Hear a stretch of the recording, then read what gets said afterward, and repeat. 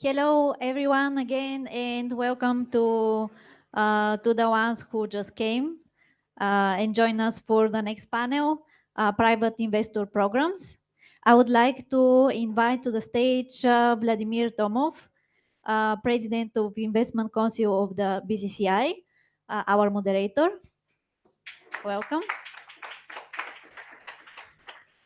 As well as our speakers, Maria Marinova from BVCA, Gergana Stoichkova from 11 Ventures, Kiril Ivanov from BlackPeak Capital, Raya Yunakova from LAUNCHub Ventures, and Stoyan Nedin from Vitosha Venture Partners.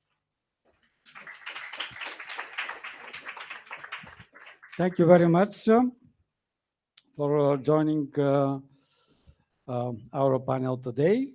We'll discuss the financial investment possibilities within the local and regional investment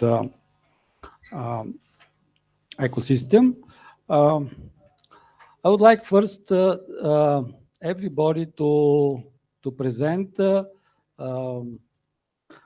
his organization and fund, and then we'll continue with discussing different topics. Also, all your questions are welcome. And let's start with Maria. My name is Maria Marinova. I'm an executive director of the Bulgarian Private Equity and Venture Capital Association, BVCA for short. We represent all active fund managers, which are the growth equity funds and the venture capital funds in Bulgaria, as well as associate members such as the business angels networks and some of the law firms and the big four that work with those funds.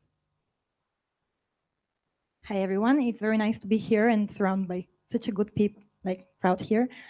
So my name is Gergana. I'm part of 11 Ventures. So we're an early stage fund based here, but we have been investing for the past 10 years in companies around Southeast Europe. In terms of size, we typically invest between 250 to 1 million euros. And something that makes us, let's say, different than other funds is that we are not sector agnostic, but we invest in 5 verticals, and those are healthcare, fintech, future of food, future of work, fintech, and e-com tech. So that's in a nutshell. We've been around for the past 10 years, so I'll be happy to tell you more afterwards. Hi, everyone. My name is Raya. I'm an investor at LAUNCHub Ventures, also a regional fund focused on Southeast Europe or the Balkans pretty much. We invested the seed stage between 300,000 euro and 2.5 million euro, but we are sector agnostic. We invest across different verticals, including blockchain, and also been around for 10 years. So I guess very similar story. And closed our latest fund of 74 million euro last year, and looking for new investees. Hello. I'm Kiril Ivanov, and I'm one of the founding members of BlackPeak Capital and currently an investment director there. We are a bit on the later stage on the supply chain, so to say. We are a pure growth equity fund. We are going to be closing our second fund at the end of this month with commitments exceeding 120 million euro. We are also specifically focusing on only 5 countries in the region: Bulgaria, Serbia, Romania, Slovenia, and Croatia. We invest in already mature developed companies which continue to grow strongly both in revenues and profitability, and we help them basically either accelerate their organic growth or grow through acquisitions on the regional markets. Hi, everyone. My name is Stoyan Nedin. I'm from Vitosha Venture Partners. We are a 26 million euro fund backed by fund of funds. We are slightly earlier stage than my colleagues here. We invest in tickets from 30K to 1 million euro. and our mandate is targeting to invest in 100 companies by the end of 2023. So far, we have done 42 investments in various stages, various sectors, some more focusing on innovation, others just, let's say, replicating a successful business model that's working in the States. We're doing it here, for example, for the region. So we are quite broad in terms of types of startups we can support. Perhaps one particular thing about us is we have quite an international team, and we try to help companies scale globally in terms of strategic partners, in terms of co-investors, and we would really like to see the results in next years. Maybe I just missed, our ticket size is between 5 and 15 million. So whenever you guys reach that point, we'll be there for you. So it's 1, 2, 3, 4 in terms of order, I guess, of investment. Okay, I think that we'll have a good discussion. Doesn't matter who is first. The important thing is to share ideas and to show what are the local possibilities, but not only local, but regional, because now we have several regional funds. That's why I'll ask Maria about to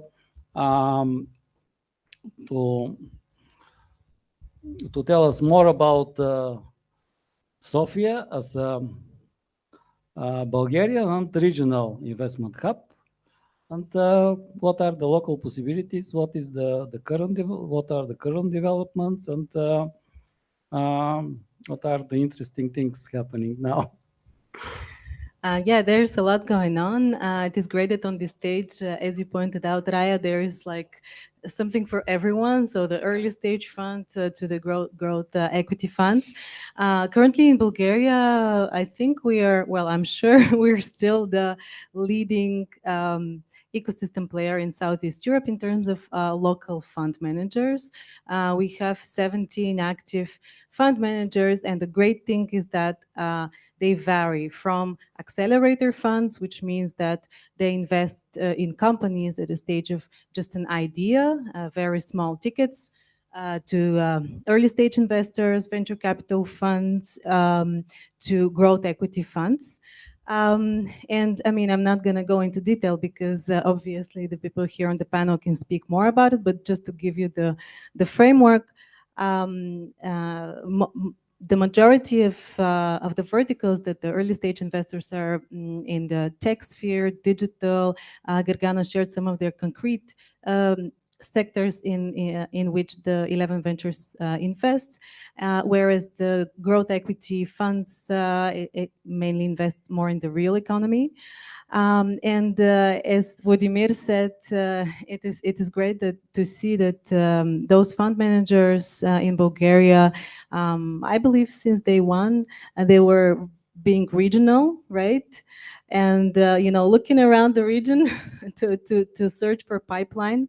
And it is great to see that even in the association, we see more and more pitch decks coming through that are much more sophisticated. People are way more prepared than say 5 years ago, and we see that the ecosystem is really maturing, and there's a lot going on, not only in Bulgaria, but as you said, also in the region. The fund managers also invest regionally, co-invest with regional players, but not only in SEE, also some global co-investors, some of the big names as well. And this is great for such a small economy, which is Bulgaria, to see so much going on here. 17 funds, local funds, is really a lot, I think, for our economy. And it is great to have this diversity of fund managers available for everyone here who is like interested in getting their voice heard. And just a few other things that, another thing that I think it might be interesting for you is that a few years ago, we, BVCA as an association, we came up with an interesting data that 1/3 of the of the founders that are in Bulgaria are non-Bulgarians, which I think is great news. And now it's probably even more than that. So we definitely see this pattern of people coming to Bulgaria to develop their product here and create their teams here as well. And last but not least, in addition to the GPs, the fund managers, we also have the institutional investors, such as the European Investment Fund and the Fund of Funds Bulgaria, who are very active. And we as an association work a lot on getting to have, ensuring to have more institutional investors here to support the fund managers. So we are trying to include also the pension funds and the insurance companies, the family offices to also join forces, because we have a lot of positive case studies now from the fund managers themselves, such as great exits, unicorns. So we're really trying to get on board with more institutional investors in Bulgaria. Thank you, Maria. Maybe we can start with, let's say, the fund that is investing in smaller tickets. Stoyan can share some of his experience and his fund about investing in pre-seed and seed companies. Stoyan? All right. Yeah, if I have to give a general overview, like the question would assume, I would say that we are really happy to build on the long tail of VC funds like LAUNCHub and 11, for example. And as Maria said, we are really happy to see that that founders have this basic understanding, which is super important, of how to do a pitch deck, which actually sounds simple, but actually contains all the major components of how to build a successful business, how to think about the different pillars of decision making of VC funds. And of course, there is a lot of work to be done in order for founders to be successful in hacking all these major pillars that are present in one simple pitch deck, like how to tackle your business model, how to make a really good go-to-market strategy, how to acquire customers efficiently. But the level is definitely raising, and the impact of what we do outside of finances, I think, would hopefully be similar to what the impact of LAUNCHub and 11 10 years ago is right now. What shall I say? Maybe some positives about what we see as a deal flow and some negatives. I would say we are happy to see more and more entrepreneurs coming to us with traction, and they are not there to just because they heard there is funding available, but they are there because they're doing their business, and they have tried to bootstrap as much as possible with their own efforts and money. And when things are about to scale and they really know that additional money can help them grow faster, quicker, enter new markets, then they come to funds. We really would like to see more of that. We would like to say that very often we see companies that are not able to really show human capital that is able to scale outside Bulgaria, because it's very different to make a few sales based on, let's say, personal contacts here. And it's another game to be able to replicate your sales model, to have a go-to-market strategy that allows you to enter new markets, to acquire people that can open new markets. And this is not just because the founders don't understand the need of it, but also that there is not enough, I think, efficient international salespeople available. And all the good ones are, of course, there is a high demand for them. Additionally, we all suffer a little bit from the lack of technical talent. Of course, there is this famous heritage of engineering talent from the communist days, but it's long gone to all the companies that demand it. These are outsourcing companies, all kind of corporations that require great IT guys, but we really need to think how to basically tackle this problem that companies cannot acquire enough top engineers. So yeah, maybe these are so that I don't take too much time. Yeah. Okay, please. and if you can tell us, because this is, in fact, you meet entrepreneurship, young guys, maybe not so young, they want to start the business, but what is your advice? How they should approach you in, let's say, in a better way to have your support later? Well, my advice would be that they think of all these major, let's say, 8 aspects of a startup in depth. So they think, what are the team members that they need in order to really scale a business? Is the problem big enough? Does it solve a large problem that many people would pay for? Is the market growing fast enough? Is the business easy to replicate, or is it easy to replicate? Like, what are the entry barriers? How expensive it is to acquire a user, for example. That's something that very often founders are too lazy or afraid to really calculate. Like user acquisition, is it more expensive to acquire and keep a user than the revenue you're going to make from them?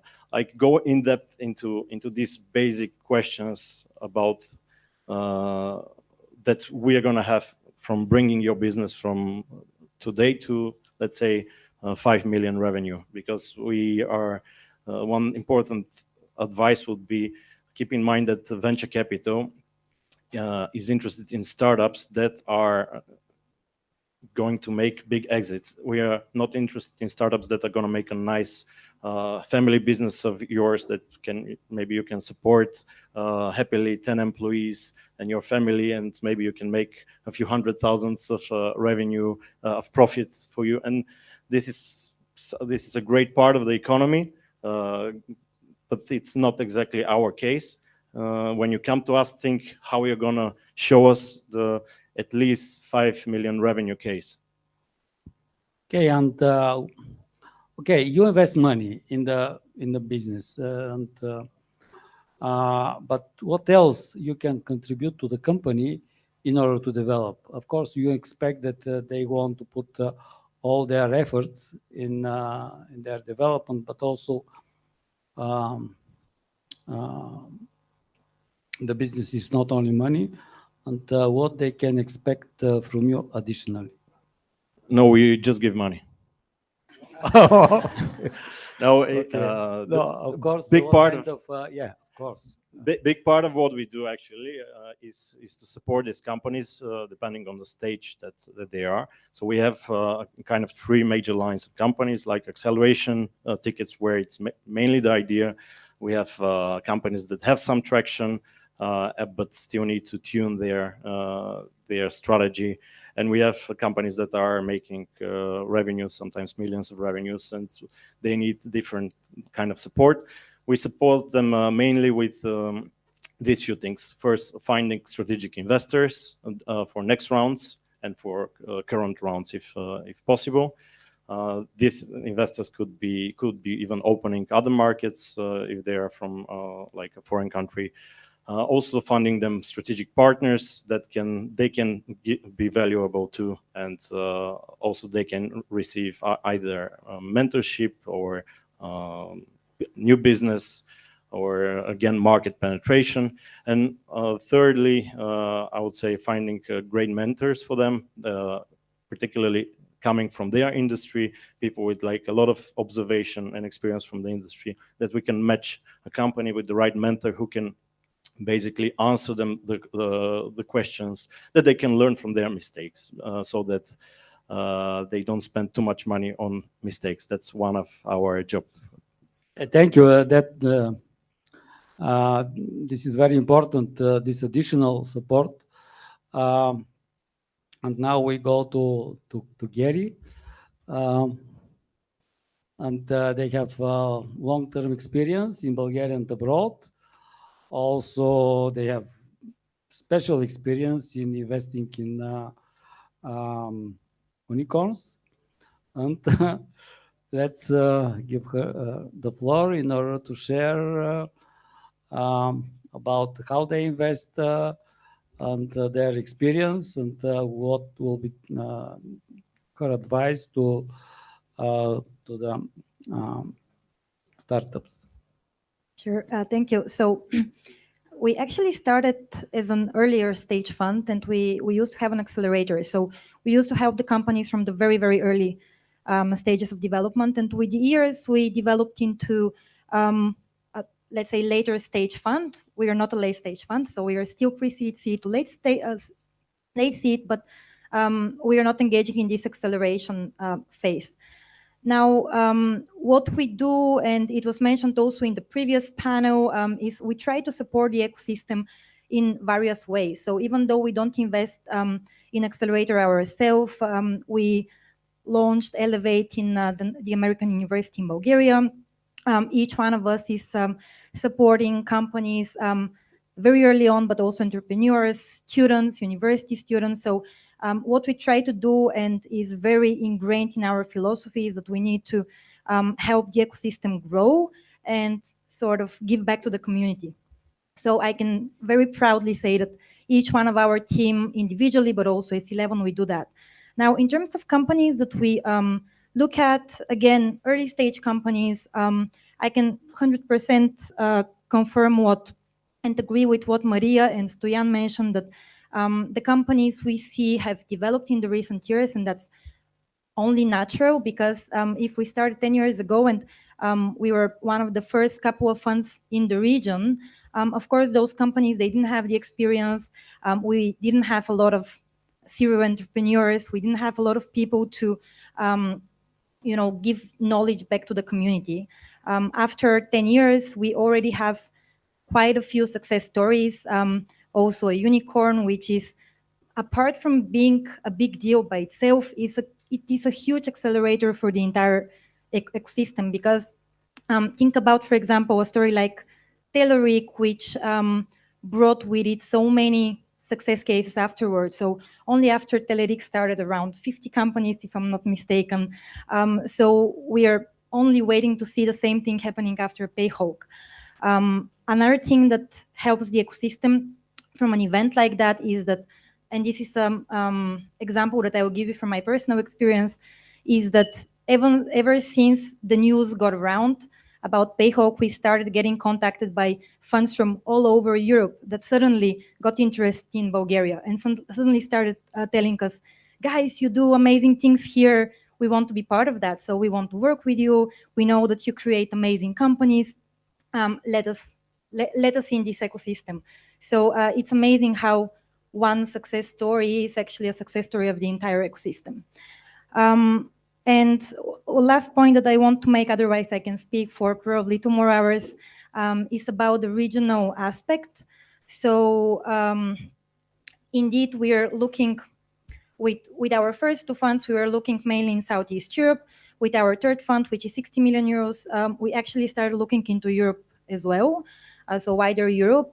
But in the region of Southeast Europe, we can say that probably Bulgaria, together with Greece and Romania, are the most developed hubs, where we see the most founders coming from, the most initiatives supporting founders as well, be it from institutes and universities and the government, but also a lot of private initiatives, NGOs, that are guided towards creating entrepreneurs and teaching entrepreneurship early on. So yeah, just to end on a positive note, definitely the growth that we have seen in the last 10 years is amazing. So we're only excited to see what's coming next. Thank you. Now Raya can share also their long-term experience in investing here in Bulgaria, also regionally. Absolutely. We've invested quite a bit regionally from the very beginning, I guess, and the numbers that Maria shared about 1/3 of the founders being foreign in Bulgaria is, I think, largely due to the work of our two funds, because we started both in 2012, very early stage tickets, and we were kind of attracting people to move over to Bulgaria because that was the remit in the beginning. Now we invest cross-border, of course. The experience has been very positive, and we have seen the growth of the ecosystem as well. We still have a lot to do in terms of passing from this initial stage of starting up a business, making initial revenue, and as Stoyan mentioned, growing it actually to be big. And not just a family business. We are seeing those success stories, and we are going to continue seeing them. But this is something that is still in its infancy, and this is why the interest from Western European and American funds is growing a lot, because the market is very saturated elsewhere, and we're here still in it's a very green field to invest. And it's a very exciting space because we haven't discovered the majority of our unicorns yet. And I think we have a lot more coming. What else can I share? I mean, yeah, absolutely. Bulgaria is actually seen in Southeast Europe as one of the bigger markets, which is funny. It's not something that we're used to experiencing in terms of market sizing. But I would say the majority of successful companies go way beyond Bulgaria, the region, or anywhere else. They are global. Thank you.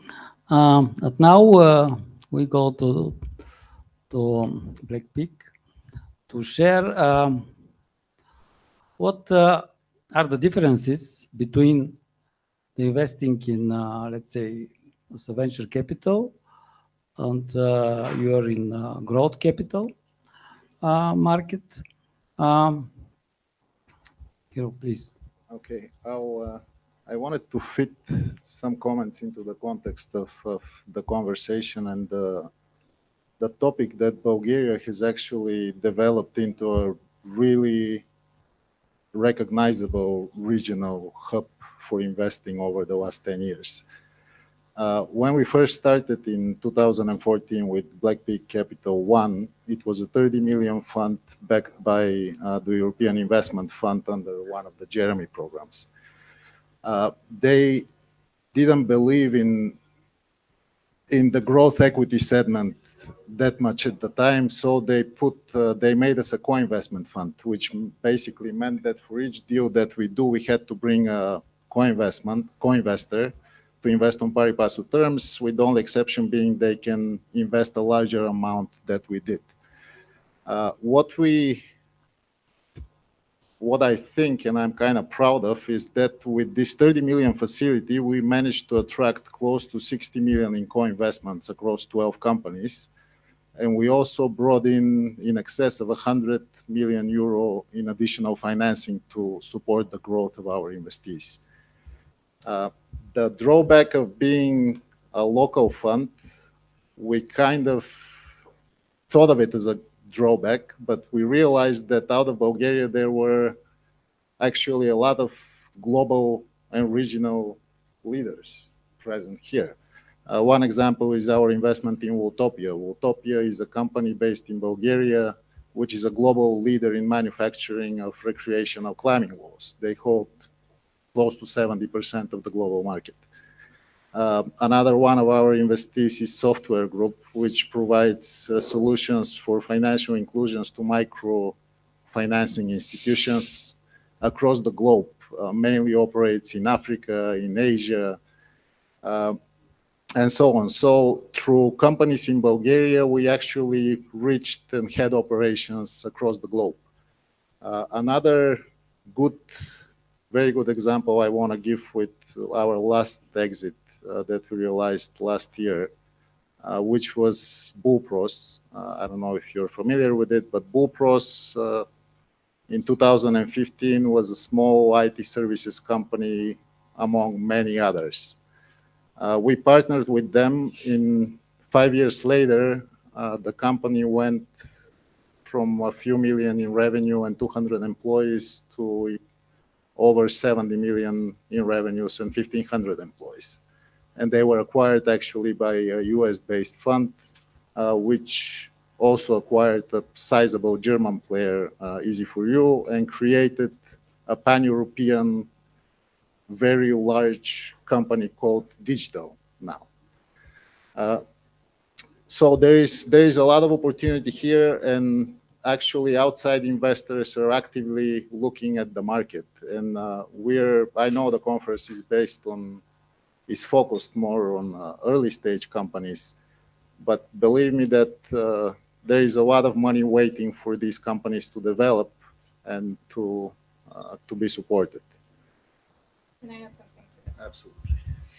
I think if you want to access those later stages of funding, you need to be thinking big from the beginning, because you will be able to secure maybe the initial, first angel check or something like that. But if you don't have the ambition of how in, let's say, a couple of years down the line, you're going to need 30 million euro in your bank account to grow, you're probably not going to get there. So my advice is start dreaming big from the beginning and planning for that big scale, because otherwise it's not going to happen. It's not an incremental journey. It's more of a step-driven journey. And you need to have a vision of the steps from the very beginning. Maybe the first step is 5 million in revenue. Our, for example, goal is, can this company make 100 million in revenue in a few years? So the growth is exponential from the very beginning. So think about that when you start. Thank you. Just to add one more point, and then I'll answer the question. I know we're running short on time. With our second fund that we're closing now, and again talking about institutional investors, usually the main driver behind the ecosystem here was the European Investment Fund. In our latest fund, we managed to attract the European Bank for Reconstruction and Development. We also attracted the International Finance Corporation. We actually managed to get the largest Romanian pension fund to invest in us, also a Slovenian pension fund. We received money from the Bulgarian Guarantee Fund.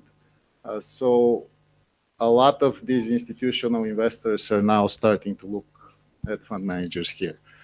Now, the difference between us and the venture capital, basically, you need to show a proven track record of generating and growing revenues, have solid management teams on the ground, and the capacity to support future, even faster growth with the money that we put into the company. But you also invest in a broader scale of companies, right? We're sector agnostic, so we invest in pretty much anything other than alcohol, tobacco, and gambling. Thank you. Now, because we're going to the end of our panel, can you shortly, say very shortly your advice to the young entrepreneurship? If I can start, my advice, there is a couple of points actually I want to make. First, when you're raising money in the early rounds, don't take more than you need, because that dilution is going to cost you down the road, and you'll be fairly sorry for that. Also, start planning, as everybody here on the panel said, don't put a limit on your growth. I mean, the sky is the limit, as people say. Dream big, and the ecosystem is here to support you. If your idea is solid, if you have the capacity to manage and to grow your business, things will be all right. And another side point, also, I see a lot of, because over these almost 10 years that I've been in growth equity now, we've seen probably 1,000 companies, of which at least 80% were early stage and startups. We see great ideas. We see people capable of creating great products, but what the majority of them lacked was going to market and being able to sell them and monetize on their ideas. So this is also a key thing. Build your team with going to market in mind as well. Stoyan? I would say one of the most important skills in our view is the ability of the founder or some of the founders, of the co-founders, to attract people. Because keep in mind that in all stages of your company, being able to attract amazing employees, amazing co-founders, amazing clients, investors, and scaling the company, that would require your ability to attract energetic and smart people. And either you or your colleagues, a team should have that skill, because you're going to need it from day one until you scale, hopefully globally. Thanks. Gary, what is your advice? So probably number one advice is fail quickly. So be it if you're a student or if you're an older entrepreneur, experiment and try to realize where your challenges are and fix them quickly. Don't engage 3 years in building the perfect product before you test it with your customers and your market. Another one is, and it was already mentioned, I think Raya mentioned it, look for very big market, because this is one thing that you cannot build. You can change your product like 1,000 times, but you cannot grow your market. So from the very beginning, try to address a big market. And something personal, engage with your investors early on. Even if we're still too late for us, we like to know you, we like to help you. We might be your supporters even if we don't invest in you. So just come to us and speak and engage early. Thank you. Just to continue that thought, I think the most important thing if you want to start a business is to actually start. Nobody can teach you what you have to do. Nobody can give you the ability or the skills required. You have to build them. Whatever you've been doing previously, unless it was another startup, it's not relevant in terms of skill set. You are not able to build the skills unless you're actually doing it. 100% agree on don't focus just on the product. You absolutely need a great product to succeed, but you also need to sell it, and you need to find out if people are willing to give you money for it, because we see this way too often that people start companies based on either a personal need or something that they've observed as a need, but then it turns out it's a very limited need, so a limited market. You can grow your market, but yeah, it's always easier and better to start on a big enough market. And yeah, just start, and I would say be ambitious, be greedy. I'm speaking from a venture capital perspective, of course, but from our perspective, it's really important to be aiming for very big things, because that's our business model. And yeah, just go ahead and get started. We've thankfully moved away from the stigma about failing in a business. You can start, it might not work out. But you will have built additional skill set, and it will work out next time. Just a final comment on the, because you mentioned in the beginning, we're speaking to a lot of young entrepreneurs. Actually, the most successful entrepreneurs, statistically speaking, are around 40. And that's not because they've, that's when you mature enough to build a successful business. That's probably because they've already tried a few times and it didn't work out. So yeah, just go ahead and do it, and it will work out eventually. Thank you. And Maria? So my last comments probably are going to be a conclusion of what everybody said, or the majority of things said here. So when you look for venture capital investment, you should know that it's also coined smart investment. That means that it's not only capital; it comes with, as they said, mentoring, connections of the actual VCs, and all this support that comes with their entire networks and their experiences. And second of all, to kind of understand why you need to be so ambitious and to grow, etc. I think you need to know how venture capital growth equity works and how it's structured. And it has 3 phases: the fundraising stage of a fund, then the active investment stage of the fund, and then the third one is the divestment or the exit stage. So you need to be aware of how they work before you engage with this community. And last but not least, you can also turn to BVCA if you look for investment. We as an association also help and support startups. We advise which fund is better for you depending on which stage you are. So you can definitely reach out and visit bvca.bg also for a lot of resources. Thank you. If there are any questions from the audience or questions, everything is clear. Okay, let me ask. Okay. I'll ask a question. Thank you. Okay, simple question. If you here present today would represent 100% of the capital market available, starting from early stage angel to growth and whatever, how would you measure your success? Not the success of the startups you're serving, but how do you measure your success? And the micro is back to whoever wants to answer. Thank you. That's a difficult question because I would actually measure our success with the success of our companies, both in terms of how were we able to choose the companies, but also how were we able to help the companies, because many times the investors are keen actually guiding or being like challenging the companies and helping them grow. So I cannot distinguish the success of a fund from the success of its portfolio. I mean, since we're private investors, push to the public investors and see what happens.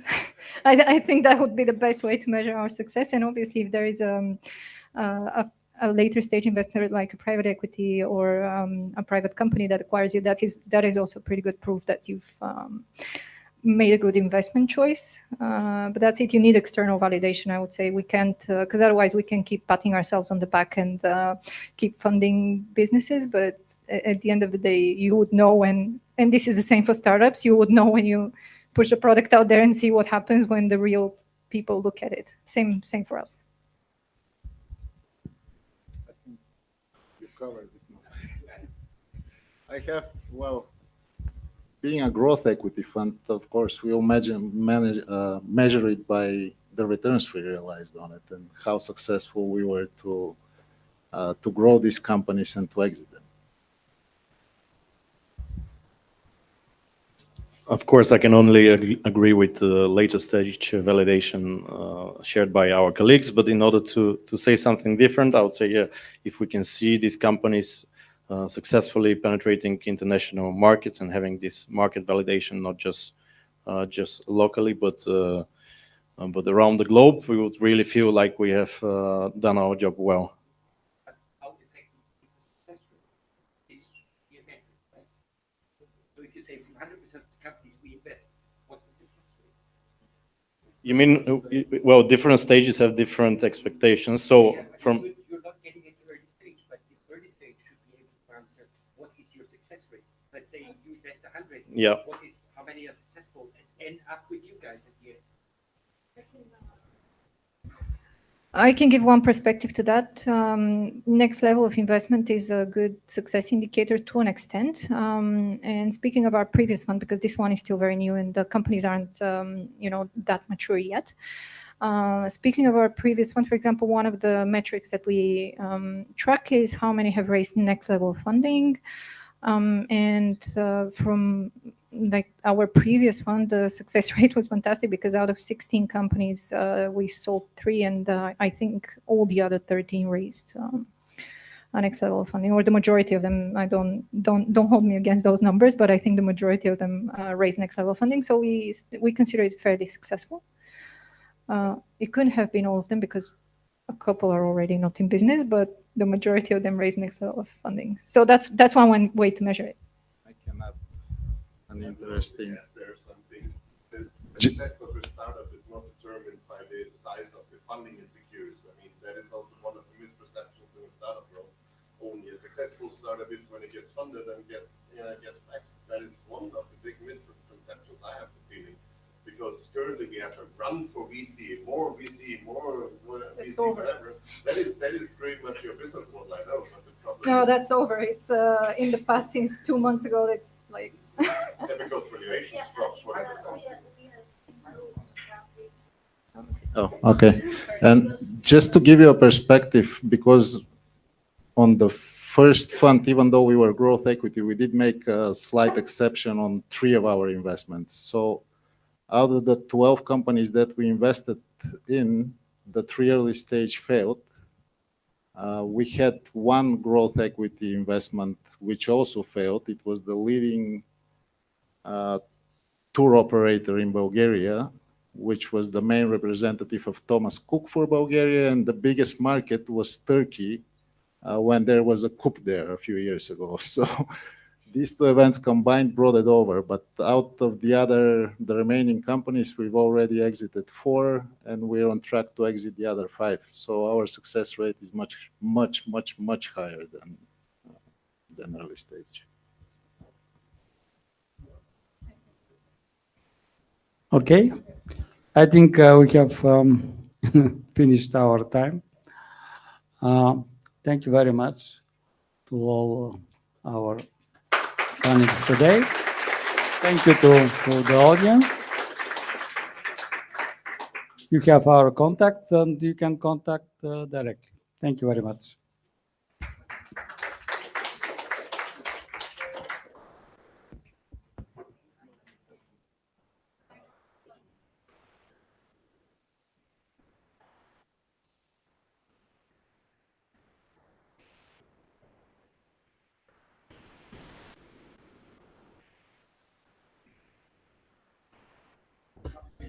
Thank you very much for this presentation. And you can have the opportunity to speak with our speakers during the next coffee break after this panel. And now I would like to invite on the stage Emil Shekerdzhiiski, our host and moderator of the panel, How Can Mentoring Boost Your Startup Success?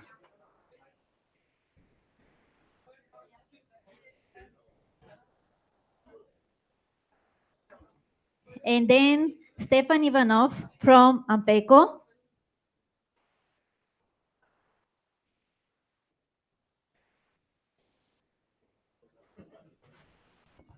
And then Angel Gyurov from Matchmaker Ventures. And Benjamin Talin from MoreThanDigital.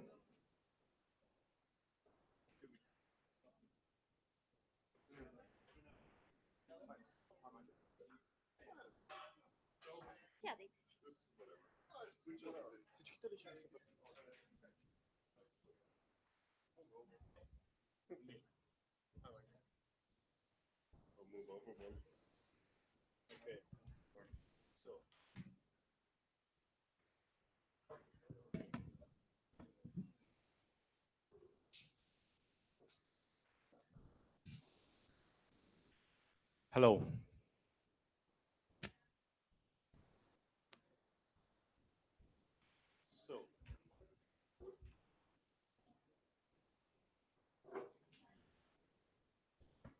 We'll speak now about mentoring and how mentoring boosts your startup success.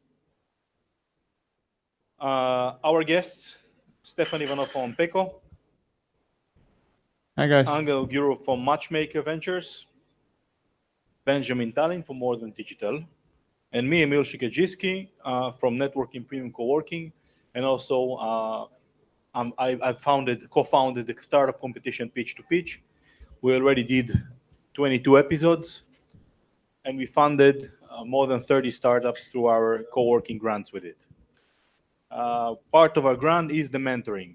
We do meet the startups with people in the co-working that easily become their mentors, follow up on them, and they also see others more successful, more mature startup that become their unofficial mentors. So I would like to ask you the first question. What kind of concrete business impact can mentorship or experience guided have on a startup? Benjamin? Oh, okay. Then left, right.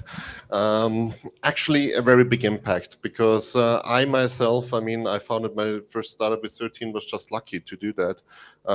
Didn't have really mentorship back then until I met somebody who actually just literally fucked my mind up, and he's like, "No, you're doing it wrong here, wrong here, wrong here." So this mentorship is actually not about mentoring. It's more like I think I see the value more coming from the reflection of seeing something of you, if you have a good mentor, what you normally don't see. Because I always say that one of the biggest assets you can have nowadays is actually getting good feedback, and nobody gives you good feedback, and that is actually where the real value comes from. And that's why since my first startup, since the first time I got mentoring, I always had mentors from each and every side, from different perspectives, because I don't see myself the way they do, and if they're honest enough, I get a lot of value from that. Yeah, as Benjamin mentioned, it's a huge impact, and it's absolutely must now. It's not anymore nice to have a mentor. And what I can add to what Benjamin mentioned is mentors can help you to scale much faster. You heard in the previous panel the importance of scaling up fast. So the market, everything moves extremely fast nowadays. So if you're not fast enough in your scaling process, then you'll reach to a stage where somebody else will take your place in the VC line, or actually you might be out of business. And the mentors can help you in this. So there are a lot of people experienced in this, and they've done this. They had their mistakes. They learn from their mistakes. The company that I represent, actually, although it's ventures at the end, actually our main topic is not about venture capital. We are mentoring. We are mentors. We are helping the startups and the scale ups to grow and to scale. And this is the key importance, because when you enter from the startup world into the corporate world and try to go big, then there are different game rules. And this is where the mentors can help you. I absolutely agree with all of you guys. I've also personally seen a lot of value in mentorship, and I suggest every startup does this as much as possible at the beginning, but then you need to be smart about it.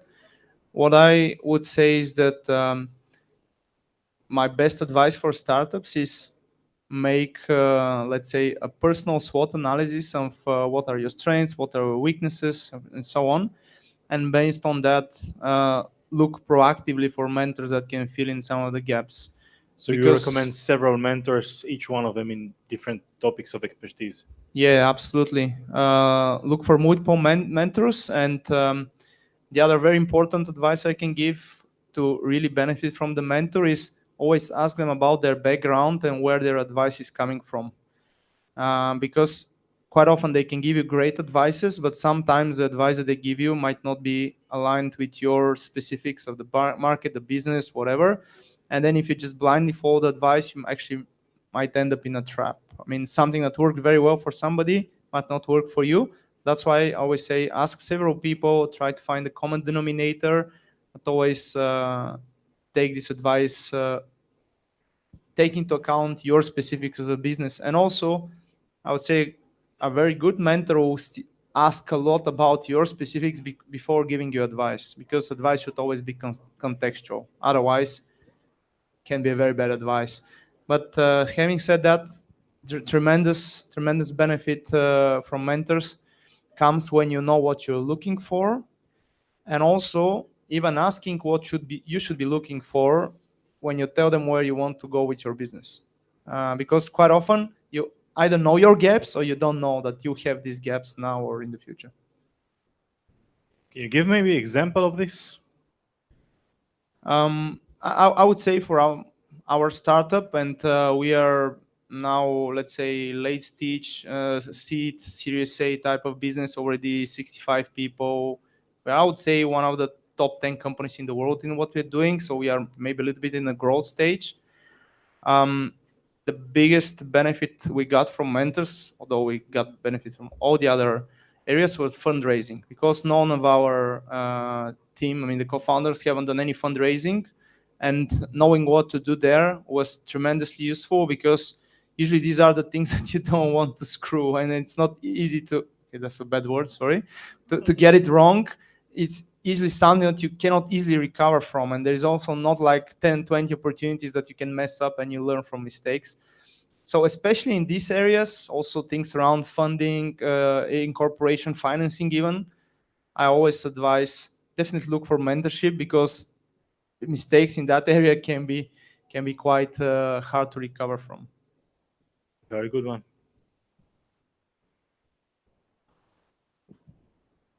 Connects me directly to the next question.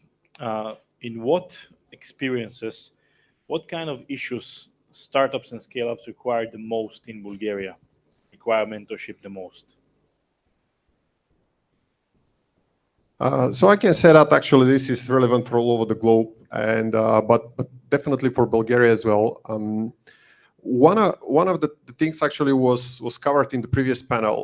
So there are a lot of startups with great ideas, and given sometimes great technology behind that, but you need the entire team around you, the people that can help you with the sales, with the marketing, with the business development, with all the areas that you need to grow. And these are some of the issues, because in my experience as well, and even recently in the last months, I have seen some fantastic ideas from some startups in Bulgaria, but at the same time, exactly it was about technology. It was not about actually how I can make business, how I can make money out of this. What is the market? What are the customers for this? So that's actually one of the things where the mentors can help you, because those people they've been through this, and as I said, this is actually the main focus of what we do at Mapmaker Ventures, and I'm really happy to say that, because our focus till now was not on Bulgaria. Myself, actually, I was a decade outside of Bulgaria, and I'm super happy to see what's going on now. It's like the universities, the government, the VCs, it's like everyone start talking the same language. And I'm happy to say that actually now in our portfolio, we already have a Bulgarian startup, and it's already part of the ecosystem that we are helping to scale. Actually, we are more focused on the scale ups, the companies that they have a certain funding and already certain stage of development of the product. But as I said, like now, a lot of companies, they're focused on this and really look for people that can mentor you and can help you to tackle these problems that you miss. You might have also like fantastic salespeople, but you lack a little bit on technology side. So look for mentors that can help you to fill these gaps. I would even go in a little different direction, because as I said, mentorship has a lot to do with reflection. So yes, totally agree with the approach. Yes, you need a good mentor telling you, oh, there you have weaknesses. You would need a good mentor actually filling some of these weaknesses. But when we are looking at startups, yes, they need to have a good brand. So that is very important. But actually, what is the biggest impact you can create as a startup is sometimes just by actually pointing out in the right direction. Because often the problem is that we have it like this self-improvement booklets where you're just 5 steps away from being successful if you change these 5 things, which is totally bullshit. Sorry for my language, but the thing for startups is not that they should get the feedback and now do it and now let's do more and better, and if you read this book and this book then you're gonna get better. No, it's actually sometimes you need to see, for example, they have a problem with technology, so there is the right guy to point you. So also a startup mentor has a big role of actually pointing out where to go, where is one single point of truth in your whole journey where you can add a value. Because when I'm doing startup, I had a long journey of different fuck-ups and different successful startups in my life. And what I learned was really the most successful help I got was literally almost sometimes just saying, I understand you, you're doing it shitty, so go to this person over there, he might help you. And that little nudge might be enough. And that's why we should also reflect when we're going to mentorship. It's also about networking. It's also about bringing people together, because just saying like you need to do better with marketing, you need to do better with your sales model. Yes, it might help, but also when you're lacking the founder skills, then a mentor should also tell you, you are lacking the founder skills for technology, for branding, whatever, look for the right person. And the mentor can be also this neutral mediator and saying, okay, there is a lack of marketing in this team. I can point you to 2 or 3 people, interview them, and I'm gonna tell you if I, as a mentor, see that there is a fit or not, because a mentor is not in the box. And the problem as a startup is you are in your world. You are in this box. And this box is okay, because you need to optimize your box. But the problem is somebody needs to look from the outside and say, there is a dent in this box, and how can we actually do the dent? And that is very important role of a mentor. I hope you also agree there. I would like to expand what you're saying. What are the best known methods, practical advices for startups finding mentors and finding the right mentors? How and where? Try and error. It sounds really, it's almost like a startup thingy. So you need to talk to people. You need to see, okay, is there something, if we click, I mean, I don't accept any feedback if I don't trust this person or if I don't like this person. If I like a person, I'm very much open to accept feedback, right? That's like a relationship. A good mentor is like a relationship. So think about, can I drink something with him? Would we have fun if we were stuck in a cabin in the mountains for 2 days, and would we have good discussions, or would I be like, I need to be around him? So a good mentor is only working when he's near to you.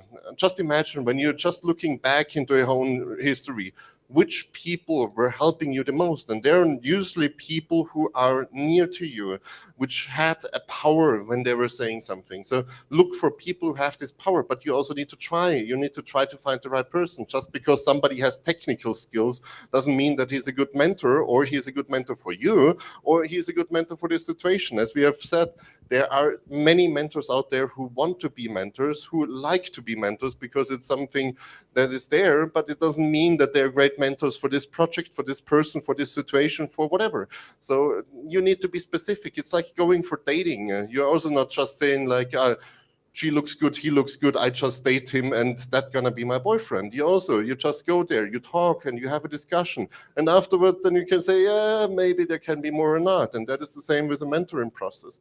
You need to go out and actually start dating your mentors. So just go for a coffee, see what they're saying, see how you're vibing together.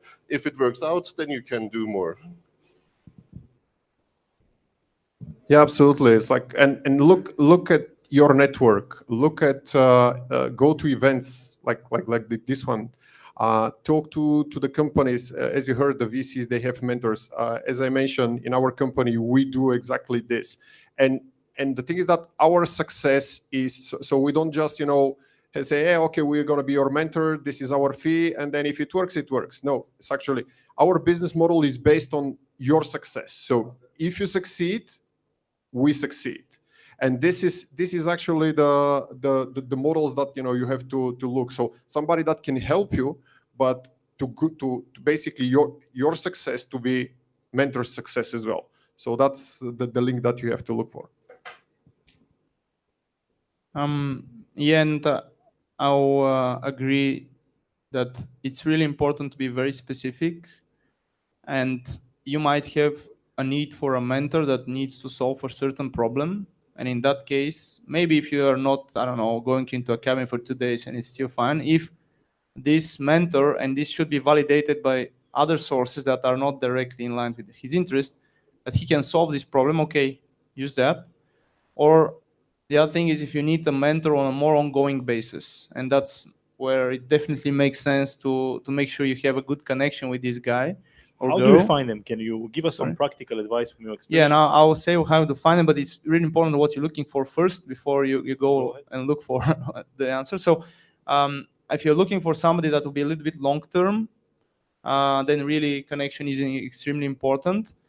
And how I found most of my mentors is through my network with other founders. So I would say go to startup events, but definitely go to places where startups that are a little bit ahead of the journey come as well. Usually somebody who is at least 1 or 2 steps in front of you. I don't know if you are just starting, at least somebody on seed or even Series A or even Series B. There's not that many in Bulgaria, but still. So go and talk with these guys because they already might know mentors that can help you, and they've already validated that they can help. Because that's one of the main challenges with mentors is filtering who is really quality mentor and not. And the really good ones, it's actually extremely hard to get his attention or time or everything. The guys that are really easy to access, probably the ones you don't need to listen.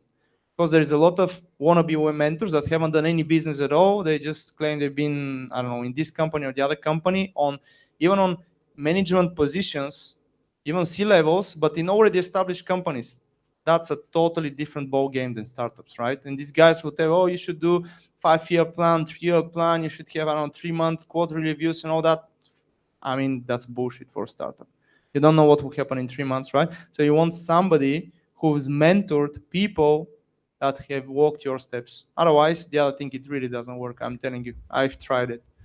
It's a good advice.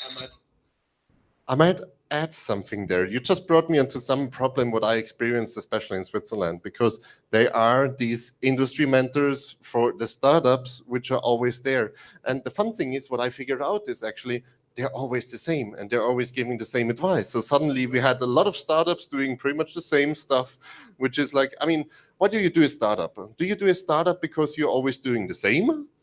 Or do you want to do it differently? So you also need to really take care of which advice you want to get, because sometimes for startups, if everybody gets the same advice for the same situation, for every same solution, etc., then you have a problem, because you're literally like the average then, and it's hard to compete with the average, but it's very hard to actually make yourself stand out. And that's why also I would even argue that in the industry, in the startup industry, don't look for the startup coaches, try to go out to several specific things and don't look for the startup guys, look for those who are not into the system, who can give you something that is unique, because you don't want to have this guy which is literally telling each and everybody his best practice on scaling or whatever, because if everybody is doing this best practice, just imagine you have a growth hack. This growth hack is unique to what you're doing, and suddenly you start spreading it all over, then this growth hack is not working. So that's why you need to be really, really, really careful what you're spreading, how you're spreading it, how you're using it, because literally if you give your USP to a mentor, he goes to the next 20 startups and they're doing the same thing, and suddenly it's like, oh, okay, thank you. That was my USP. So kind of a mix between the advices. Be unique on one hand, on the other hand, go to people who run the same way as you. Okay, we'll let the people decide. I would like to ask another questions. You mentioned it, both of you, also you, about the fees. Do you think mentors should be paid? You want to go first? I have a very critical. Let's start with the yes. Yeah, so mentorship, and the main reason why it comes at the cost is the fact that if somebody does something absolutely free of charge, at some point of time, the motivation for this might slowly subside. Yes, I have done myself a lot of mentoring on like friends and people that are close to me, but at the same time, for example, the organization that I represent, we work with more than 120 people all over the globe that are C-level or ex-C-level in different corporations, startups. So in order to engage these people constantly, there has to be a motivator, which is also financial motivator. But as I said, our business model is based on the success fee of the scale up of the startup, and this is actually yes, we do have in certain cases a small retainer fee, which is actually part to cover the basic cost that we have to run the business, but also because we have seen the other way that when there is a free, sometimes even the startup loses the interest to keep pushing. So you have a person that can mentor you, that can help you, but at some point of time, you know that, okay, he's there, and you're losing the interest on this. So this is actually where we developed also the retainer fee to help the both sides to stay engaged, to drive the business, because the main goal is to reach to the growth stage where you basically have the win-win for both sides.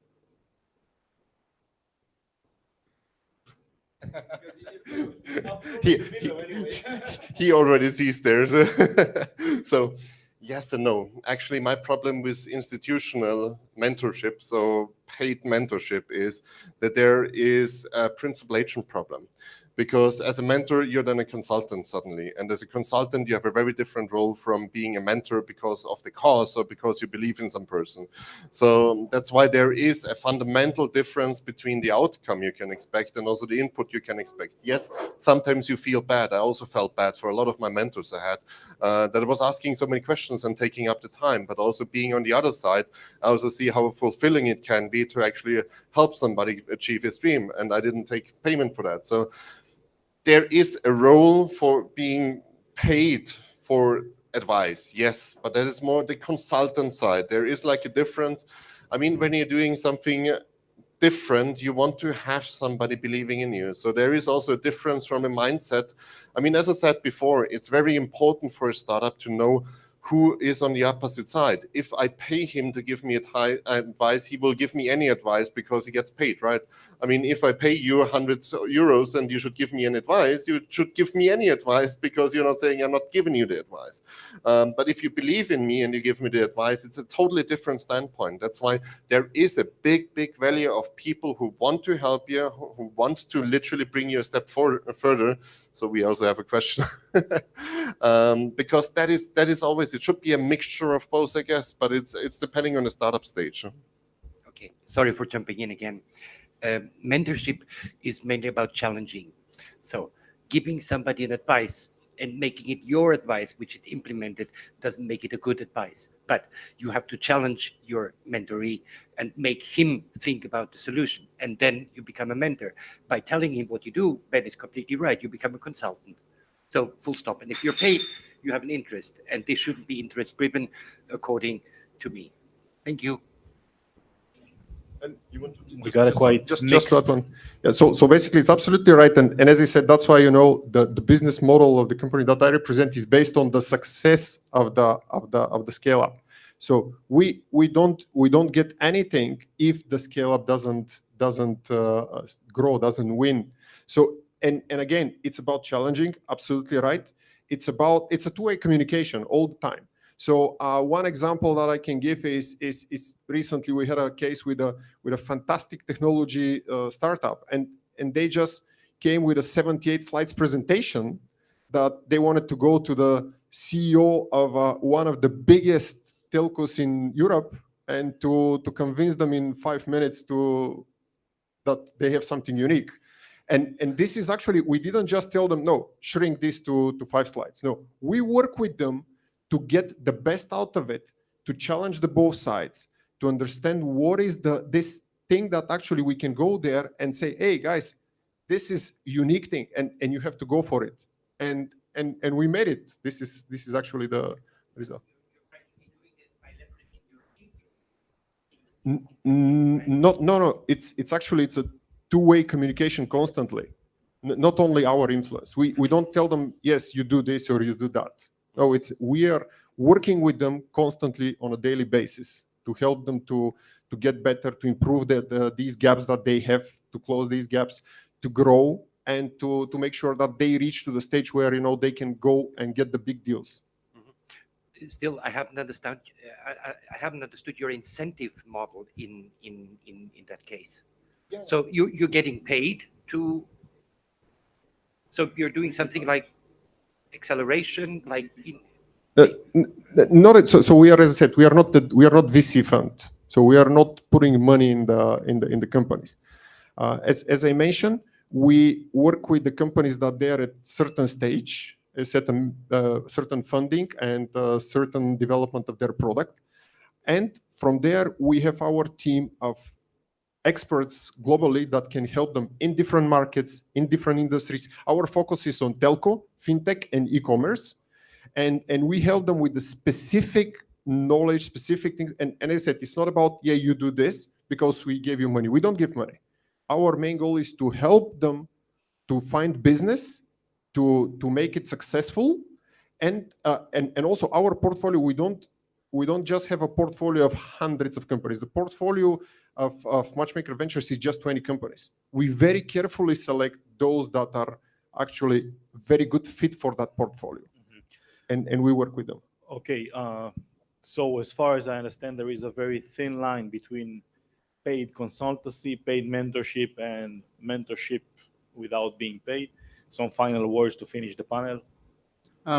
Yeah, so my personal idea how this could work, and this is pretty much what we've done in Ampeco, is that if somebody comes to you and, I don't know, after half an hour, he says, okay, these are my fees and so on. As you said, it's probably more like the consultant type of engagement. I'm not saying it's bad at all. I would rather pay. I would say it's better to pay because it really makes sure that the other party is committed. And of course, he needs to do his best. Whether it works or not, honestly, hard to tell from the beginning. But if you're looking for a little bit longer engagement from whoever, I would say it should be paid. How you incentivize it could be money, could be like, I don't know, small retainer, success fees, or even can be an advisory role where you give small percentage of your startup. But it really makes sure that both parties are invested in this, and you also incentivize to get out of this relationship. But at the same time, we've received a lot of free mentorship, and I would say this also works quite well. I mean, usually this comes from guys that are really not into this business anyway. They don't have the time to be ongoing coaches or mentors or whatever, but they're just more like successful business guys, and they really like you and they want to help, which I've done as well. I've been mentoring quite a lot. Okay, let's summarize, guys. I think we heard a lot of different point of views. Some of them were exactly the opposite, and I think this is the good of this panel. So thank you very much. Thank you, everyone.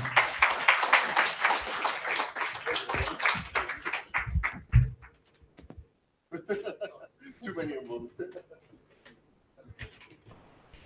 Thank you very much. And now we would like to welcome you again to our first coffee break, so you can have the opportunity to discuss with the speakers.